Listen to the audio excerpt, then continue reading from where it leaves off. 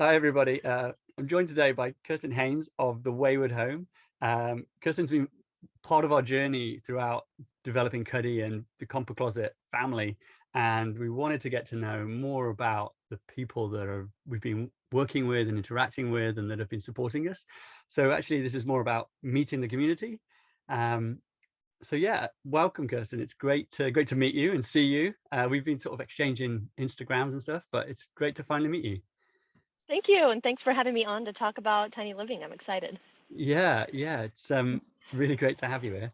Um, Now, I think you've probably interacted with both me and Erica. And we kind of jump in and out of like messaging people on email and Instagram. So let's start with like your origin story. Who is Kristin Hanes, and how did you get into vans and this lifestyle? Yeah, so it all started, which is kind of funny, with a Toyota Prius, which is a really small, hatchback car.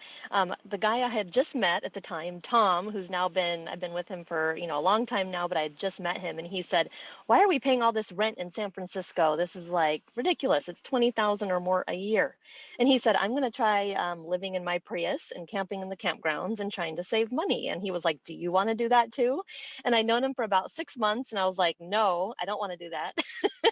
and, and so I stayed in my apartment, but then I was joining him camping and, running around in the Prius and backpacking. And I was like, I'm not even in my apartment. And so I gave up, my lease, and I started living in the Prius with him Wow. and saving money. And I paid off all my debt. And at the time, I had a full-time job in San Francisco, and we would shower at the gym, and we would hang out in our storage unit at night, playing music. And we just learned to live tiny in this little Prius. So I guess that was kind of my intro to the whole tiny living thing. I went to the extreme tiny living. That is So micro living, that is, isn't it? Crikey. yes. You're in luxury So now in a van, but blooming heck. yeah. So the van, when I got a van, I got a Chevy Astro, and it felt huge, compared to Yeah. being in a car. And then we also have a sailboat, which he ended up buying after living in the Prius, because that allowed him to save up money. And so Yeah. we got a sailboat, and we also have a 41-foot boat. And so that's kind of our current tiny living, but it did start a lot smaller than that. That's awesome. What was the job you were doing while you were living in the Prius initially? Yes, I was a radio news reporter for 15 years, a That's journalist, and I so and cool. I got laid off. But it was funny at the time when I was working as a reporter. It was in 2015, and I didn't tell anyone I was living in a car, because back then, like, the van life thing wasn't really everywhere, and I thought people would think I was really weird, and I didn't know if it would affect my job. And it's amazing how things have changed now to be more accepting of these different lifestyles. But back then, I was like, I'm not telling anyone, not even I didn't even want to tell my mom. I So don't think hashtag Prius life is yet a thing, but you've nailed it. It's gonna be. totally. It will be. I know some people who live in Priuses now, and it's just funny the different types of tiny living people are doing, and it's great to see. Yeah, actually, yeah. So how long? Oh, a little friend flying around. How long have you been sort of off grid then? So that was 15 years ago. Did you say No, sorry, 2015. 2015? Okay. I lived in the Prius for 4 months, and I paid off my debt and saved up money. And then I Wow. kind of went back to apartment life for about 7 months until I was laid off from that full-time job. And I was like, oh no, I can't pay rent and Wow. be, unemployed. And so that's when I moved on to Tom's sailboat, which was just, it's a 50-year-old sailboat, and it needed a lot of work. So we didn't have any of the basic amenities. Like, we had no toilet and no running water and, like, no nothing. Oh So wow. it felt like camping, but in a boat. And so Yeah. we did that for 5 years. And now Wow. the boat is finally in the water, and it's in Mexico. We finally took a long trip from San Francisco to Mexico. And so now it's like boat life in the winter and van life in the summer. And that's our new kind of way of living, which is really fun and exciting. So, That sounds like such an adventure. Oh wow. Um, yeah. that's amazing. And then so you move into the boat, and then you're now a content creator. So how did that journey happen? How did you segue into that? Yeah, so after being a journalist for so long, I had to figure out a new career that would let me, like, continue writing and continue reaching people and helping people, because that was kind of my big calling in life. Yeah. And I actually did not know blogging or content creating was a thing. I didn't even know it made money. I had no clue until I read this article about Michelle Schroeder Gardiner of Making Sense of Sense. I don't know if you've heard of her, but she lives in an RV, a van, and a sailboat. Now she's in a van and a sailboat, but she was at the time was like $100,000 a month blogging. And I was like, what? Like What? people can make money? And so that's when I decided to start learning all I could about blogging and taking all these courses. And I kind of treated it as another degree, Yeah. of like going to school again and learning this new skill in online business. And so that's when I started it in 2017. And now it's been 4 years, and now it's like my, my source of income. And I'm really excited that I learned how to do it, but it was very hard. It was not an easy thing to learn how to do. Yeah. I'm completely new to it, and I was like, people make money from this? How does that work? Is it Yeah. ads? Is it like, do people pay you to read it? Yeah, so that's I can see, especially back in 2015 or that sort of era, it was really young then, and Mhm. influencers and content creators were, I didn't even, I kind of thought that's a thing, but yeah, you've done it, and it's really inspiring actually to hear the stories and see the journey and go with the people, and you really fall in love with who you meet, and that's the thing, you really build a community around you actually as a content creator. Right. But the good Yeah. news is, if you're successful, you're actually an interesting person, which is good. Totally. Yeah, and it's neat to be able to reach people. And then I like to answer emails from my readers and help them learn how to live tinier and how to downsize, and all these different facets that come with living in a van or a boat or an RV. It's really hard to jump into at first Yeah. if people haven't done it. There's a lot of learning curves, and I try to help people kind of get through the learning curves and go out there and do it, because I think once most of them do it, they love it and have fun, and it's such a sense of freedom and adventure, and it's such a great way of life. Yeah, it really is. I think hopefully one of the benefits of this terrible COVID pandemic will be, actually, people can work remotely.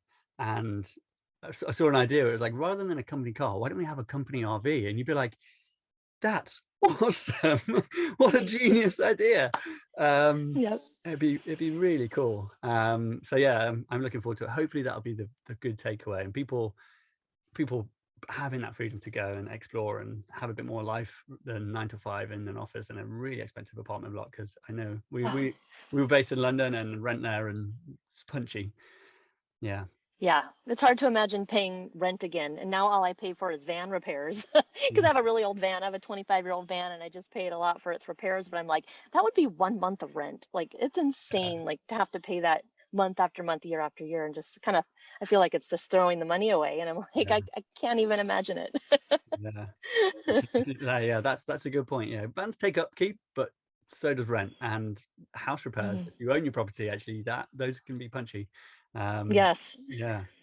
So there's been ups and downs. What was probably the biggest challenge for you of being a content creator? What was the hardest Yeah. point, or biggest learning curve? It Probably. could be the down Oh, point. It could yeah. be a learning point. It's probably, well, the hardest part is just all the years you have to just make no money, and keep pushing out content and keep learning. And I was a freelance writer on the side, and I did like voiceover work on the side, and it was all these putting the pieces together and trying to make it work and try to make the blog make an income. And it took a long time. And I still like Yeah. remember my days at the gym. I had this gym that I belonged to that had a little work area, and I would sit there for 10 hours a day working on my blog and then filing articles for freelance publications. And it was a grind, it was hard. And a lot of people quit, I think, in the beginning, because it is so hard. And I was lucky to have really low living expenses. If I had been, paying rent, I wouldn't have been able to do this. And we were living on the boat and had a very low slip fee. And that's the thing that allowed me to kind of work on the blog and build up that business, or else I wouldn't have been able to do it. So that was probably the hardest part, is just like working these 8-hour days and like, oh, I made $5. And so that was Oh hard, but wow. it was, yeah, but it was definitely worth it, because now it's more of a passive income source. And so I can travel, and the ad revenue is kind of the same every day now. And I can expect that, and I can plan around it. And it's a much more comfortable way of living than it was for the first like 3 years. That, So that's cool. Yeah. yeah, Building and learning, building the user base and the content base, and learning actually how to monetize it, and especially like mhm, back in then, it probably wasn't such a thing. So yeah, companies, I don't think, weren't interacting with, like, Adidas weren't sponsoring people. Like yeah, Adidas, do Adidas sponsor people? Definitely not people like me. Or, yeah, maybe you. yeah. um, that's pretty cool. And Yeah. then what now obviously you did this because you love it. What's the best thing about it? What do you love the most? I think just interacting with my readers is my favorite thing because still, like, while more and more people are living in vans and boats and kind of alternatively, it's still a small portion of the population. And I think you can kind of feel like a weirdo because everyone around you is not living that way. Like, we visit our friends and family, they all have this big house and they have a yard and they have like multiple cars, and we're like just living this tiny kind of funny lifestyle. So I think it's still like it's not normal still. So to have that community of people that I can interact with and that we relate to each other is really cool. And meeting other people within, the content creation space that are writing about the same thing, I find really inspiring. And like what you guys are doing, trying to find a product that can fit in a van. I mean, that's so cool. And so I think we're all kind of on the same wavelength, and I love interacting with the people that are in this community. It's my favorite part. I'm with you there. Like, that's partly why we're doing these, because actually when you meet the people that like the content the ideas we've had from our community through the crowdfunding, I'm like, this is brilliant. Like, people are brilliant.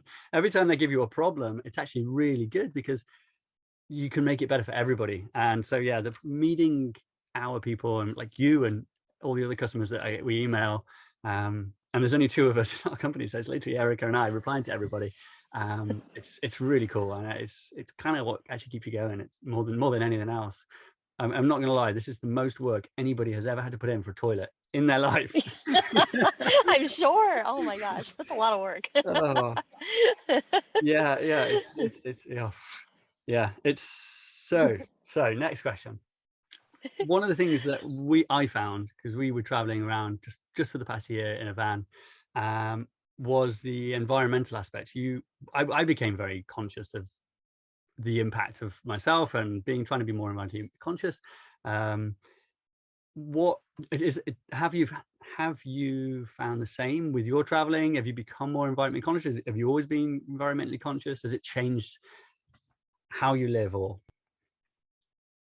Yeah, for sure. I've always been fairly environmentally conscious, but not necessarily like living it on a daily basis. But once I started living in the van and the boat, I think I did become a lot more aware. And because I would go to campgrounds and sometimes I'd see people's litter everywhere, and it was just so gross. And more and more like movies about the environment and actually trying to become more vegetarian, which also affects the environment, all the, food animals. And I've, done that and trying to think about my plastic use. And yes, I feel like I am thinking more and more about how can I live smaller and make less of an impact? Because yeah, once you get into these small spaces and you're in nature all the time, you're like, gosh, we have to protect nature because we live in it. And we yeah, live outdoors like 90% of the time. And I think we start to really fall in love more with nature, living in these small spaces and being outside. Like the outside is our living room, not like in the van, it's like we're yeah, outside. And I yeah, think we're seeing more and more impacts of other people on the planet. And so I interact with van life people all the time that are becoming more environmentally conscious. And it's really neat to see. I think yeah. it's a great side effect of van life. It's amazing. I definitely think I'm definitely with you. It's yeah, because you're actually out in nature and you park somewhere nice, you can see the impact of anybody that has left a trace so clearly. And sometimes it's like, oh man, did you have to do that? And generally, if you try and leave it a bit better, it's like, okay, you can see the impact yourself, and that keeps me going. If everybody did that, imagine 7 billion people, the positive force of it would be amazing. So Oh, that's I know. Yeah. yeah, that's what kind of like, Mhm. actually, yeah, if everybody's a little bit shitty, I have to bleep that one. If anybody's a little bit shitty, it makes it 7 billion times worse, because you have to think, what if everybody did that? But when everybody's a little bit better, and it doesn't have to be 100%, just try and get yourself a bit better every day. It's pretty cool. Yeah. Um, Oh, I agree. yeah, Hmm. the plastic consumption as well. It's kind of dear to my heart. In the UK, I think we're quite bad at like food wrapped in plastic all the time. So I make a little game of trying to buy stuff that isn't. Uh, you have some very interesting meals, I'm not going to lie, but Yeah. yeah, when you holding all that rubbish at the end of the day, you're like, and if you're in a tiny space like a van, it's got a big bin. You don't want a big bin full of trash. So That's true. Yeah, we notice our trash usage a lot. And I'm like, gosh, I created that much now. to go throw it away, like you really see how much you're using. And it's kind of, I don't know, I get kind of mad at myself sometimes. I'm like, ew, did I really need that wrapper? It's just kind of, yeah, it is gross to see all the plastic that food, it's the same in the States. It's bad. It's plastic everywhere. And so but shopping in, farmers markets is something I try to do to cut down on like putting produce in plastic baggies and like cooking a lot of my own food. And yeah, all that stuff helps, I think. Yeah, it's cool. It's fingers crossed it keeps getting better. That's what we're hoping for. Yes. So you've just become a resident. I've been spying on your blog, don't worry. You've just become a resident of South Dakota. Congratulations on your new Thank residence. you. Thank you very much. Yeah, so tell me more about that. How does it work and why? Yeah, so it's really easy. So there's a few states here that nomads like to join, which are South Dakota, Florida, and Texas. And the main reason is none of these states have income tax. Before I was a resident of California, and since I don't live there anymore, I'm like, why should I pay taxes to the state that I don't live in? And so that was a big part of my wanting to move states. And so was like vehicle inspections and smog checks, because also in California, you have to pay money to get a smog test done. And with an older van, sometimes it fails smog, and it creates a lot of headaches, Yeah. to have to go through all those steps. In South Dakota, you can be a resident in just 24 hours. Like I went to the state, I stayed one night in a campground, and I showed that receipt at the DMV, and I had to sign an affidavit that I will live in South Dakota one day when I don't travel anymore. And I had to get a mailing forwarding service there, but it was super easy just to switch everything over. Now I have the South Dakota license plate, driver's license, and I actually ordered a new van recently, and that's being registered in South Dakota. So that state gets a little bit of money, and I get to save a lot of money over the course of the years, or not paying a state income tax. And so it's kind of a popular thing for nomads to do. Plus that state is very beautiful. So there's a lot of fun things to see. Oh, I've got to go visit South Dakota again. Gosh, what a shame. Yes. Yeah, that makes sense. I mean, yeah, where do you pay your tax if you don't live in a specific place? You can be a bit more selective about it. That makes total sense. Totally. Yeah, that's really cool. And that, I guess in the UK, we don't really have that. We kind of have little counties. I'd like to be Cornish. I think that's my aspiration. Cornish or Welsh? Welsh. I have relatives in Wales, so maybe I should become Welsh too. Oh, beautiful place. If you're ever this side of the pond, please let me know. We'll go climb some mountains. I would love to go. Yes. Cool. Okay. Now, the big question. You're in a van. Or the boat. Where do you go to the loo when you're on the road? Well, the boat is the easy one because we actually have a toilet in the boat with a holding tank. So that's actually like the simplest thing, but the van is harder because it's basically a minivan. It has no room in it at all. And so it's hard because we don't have a toilet in here. And especially like during COVID, we didn't want to use public restrooms at all. We were staying out of buildings, out of public restrooms. So we had to just go boondock in really remote areas. And like we're backpackers, so we would just dig the cat hole. That was just our standard way of going to the bathroom, just out in nature, following the leave no trace principles. And luckily we're kind of used to that because we backpack, and we did the whole John Muir Trail, which was a 3-week long backpacking trip to California, Sierra Nevada. So it's not something that's too unusual for us, luckily. So I know some people kind of freak out and they're like, I don't want to, dig a hole or go in nature or anything, but it's funny, we've realized that we feel like that is like way cleaner than being in a weird public bathroom. And so, I think you're right. It would be. Yeah. It's going to be clean because it's not dirty. There's no germs anywhere. It's like it's nature. You're in the great outdoors, sometimes with a good view. And so it's like it's been fine for us. But now that COVID, it's still happening in the US, but we do stop in public restrooms now because luckily we've been vaccinated, so feel a little more comfortable with that. So now we use like campground restrooms or rest stops, but we still go in nature when we can, but it's not like we have to every time now. But I am excited to one day try a composting toilet, maybe in both the van and the boat. I don't know, because even in the boat, it's kind of annoying to have to pump out and to have to figure out a way to dump, so it is neat that small toilet you guys are developing is something that's intriguing to me because it fits in small spaces better than some of the other ones that are a lot bulkier, so that's pretty exciting. No, it's we put one in ours, and we yeah, having the space to fit a composting toilet is one thing. So trying to get it as small as possible.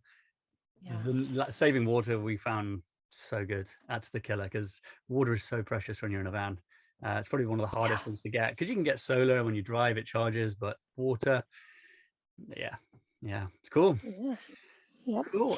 Is there anything else before we wrap up? Is there anything else you wanted to say? Tell us more about your blog. Just tell everybody the link, and we'll make sure we link everything above, below, wherever it is. Erica will figure that out.